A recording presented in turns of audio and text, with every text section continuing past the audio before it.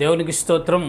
ప్రియమైన వారలారా, రక్షకుడును ప్రభు అయిన యేసుక్రీస్తు వారి నామంలో మీకు శుభములు వందనాలు తెలియజేస్తూ ఉన్నాం.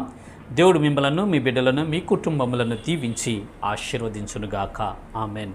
God bless you. దేవునికి స్తోత్రం. భారతదేశంలో నివసించేటటువంటి భారతీయులందరికీ స్వాతంత్ర దినోత్సవ శుభాకాంక్షలు తెలియజేస్తున్నాం. దేవుడు మిమ్మలను, మీ బిడ్డలను, మీ కుటుంబములను దీవించి ఆశీర్వదించునుగాక. ఆమెన్. దేవునికి స్తోత్రం. హల్లెలూయా. ప్రపంచ దేశాలలో ఉన్నటువంటి ప్రజలందరకు మీకు స్వాతంత్ర్యము అనుగ్రహించినటువంటి యేసుక్రీస్తు నామంలో మీకు శుభములు వందనాలు తెలియజేస్తున్నాం. దేవునికి స్తోత్రం. హల్లెలూయా. దేవుడు మిమ్మల్ని బహుగా దీవించి ఆశీర్వదించునుగాక. ఆమెన్. ప్రియమైన దేవుని పిల్లలారా, సత్యం అనేది మనలను స్వతంత్రులుగా చేస్తుంది అని ఇక్కడ పరిశుద్ధ లేఖనాలు సెలవిస్తున్నాయి. ఆనాడు భారతదేశం స్వతంత్రం కోసం అనేక మంది భక్తులు పోరాటం చేశారండి. దేశభక్తులు అనేక మంది అటు అతివాదులుగాను మితవాదులుగాను రకరకాలుగా విడిపోయి వారి వంతు ప్రయత్నాలు వారు చేసి మొత్తానికి దేశానికి 1947 సంవత్సరంలో ఆగస్టు 15వ తారీఖున భారతదేశానికి స్వతంత్రాన్ని తీసుకురావడంలో ఎంతగానో ప్రయాసపడ్డట్లు మనము చూస్తాం. అయితే ఇక్కడ పరిశుద్ధ లేఖనాలు మాట్లాడే స్వాతంత్ర్యం ఏమిటి అని మనం ఒకసారి ఆలోచిద్దాం.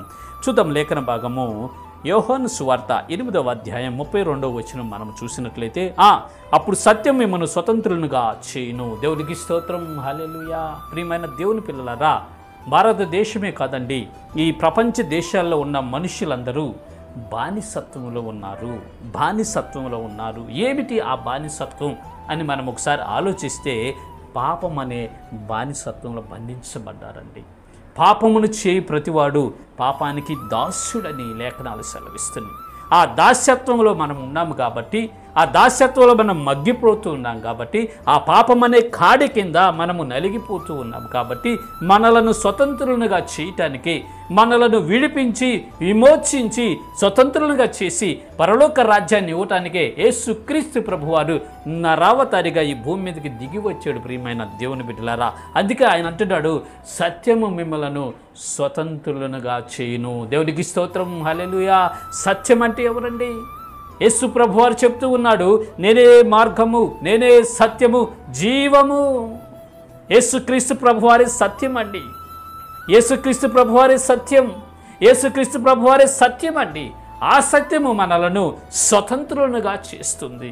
ఈ లోకంలో కొన్ని దేశాల నుంచి, కొన్ని రాజ్యాల నుంచి విడుదల పొందొచ్చు. జైల్లో నుంచి ఖైదీలు విడుదల పొందొచ్చు. రకరకాల బంధకాల నుంచి విడుదల పొందొచ్చు. కానీ పాపమనే కాడి కింద, పాపమనే దాస్యము కింద, పాపమనే బంధకాల్లో బంధించబడినటువంటి వ్యక్తి మాత్రం యేసుక్రీస్తునందు విశ్వాసం ఉంచుట ద్వారా మాత్రమే విడుదల పొందుకుంటాడు. సత్యమైన యేసు ప్రభువారిని నువ్వు అంగీకరించుట వలన మాత్రమే నీవు స్వతంత్రుడిగా మార్చబడతావు. ప్రియమైన సహోదరి సహోదరుడా, దయచేసి గమనించండి. యేసు ప్రభువారి వలన మాత్రమే మనకు విడుదల కలుగుతుంది. ఆయనే సత్యము కాబట్టి. సత్యము మనల్ని స్వతంత్రులు చేస్తుంది. అసత్యం మనల్ని దాస్యం కిందే ఉంచుతుందండి. అసత్యం మనల్ని ఇంకా మగ్గిపోయేటట్లే చేస్తుంది. అసత్యము మనకు విడుదల కలిగించదండి. సత్యమైన యేసు ప్రభువారే మనకు విమోచన కలిగిస్తాడు. సత్యమైన యేసు ప్రభువారే మనకు విడుదల కలిగించి స్వతంత్రులుగా చేసి పరలోక రాజ్యాన్ని ఇస్తాడు. ప్రియమైన దేవుని బిడ్డలారా, ఈ స్వాతంత్ర దినోత్సవ వేడుకలు జరుపుకుంటున్నటువంటి భారతీయులారా, సత్యము మిమ్మల్ని స్వతంత్రులుగా చేస్తుంది.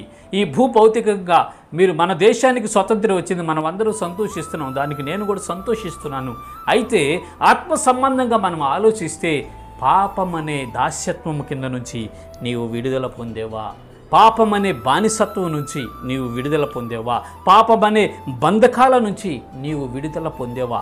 సహోదరుడా, సహోదరి, పాపమనే బంధకాల నుంచి విడుదల పొందాలి అంటే సత్యమైన యేసు ప్రభువారి యందు విశ్వాసం ఉంచాలి. సత్యమైన యేసు ప్రభువారిని నువ్వు అంగీకరించినట్లయితే, సత్యమైన యేసు క్రీస్తు యందు విశ్వాసం ఉంచి నమ్మి బాప్తిస్మం పొందితే నువ్వు స్వతంత్రుడిగా మార్చబడతావు. స్వతంత్రురాలుగా మార్చబడి పరలోక రాజ్యానికి హక్కుదాడు అవుతావు. ముక్తిని పొందుకోగలుగుతావు.